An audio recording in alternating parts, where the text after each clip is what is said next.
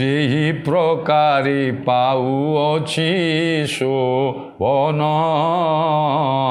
ପୁଣି ଗଳାରେ ଖଞ୍ଜି ଜାତି କୁସୁମ ଯେ।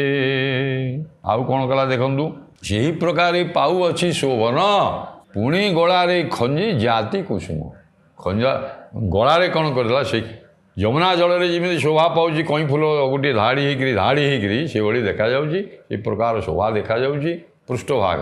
ଏବଂ ଗଳାରେ ମାଳା ଏଭଳି ପରିଧାନ କରିଛି ବିଭିନ୍ନ ଜାତିର କୁସୁମ ଆଉ ଜାତି ଫୁଲ ବୋଲି ମଧ୍ୟ ଆଜ୍ଞା ଜାଇ ଫୁଲର ମାଳା ମଧ୍ୟ ଖଞ୍ଜି ଦେଇଛି। ଜାଇ ଫୁଲର ମାଳା ଏବଂ ବା ବିଭିନ୍ନ ଜାତିର କୁସୁମରେ ଗଜରାହାର ଯେମିତି ମାଳାରେ ପରିଧାନ କରନ୍ତି ବେକରେ, ତାକୁ ମଧ୍ୟ ଲମ୍ବେଇ ଦେଇଛି।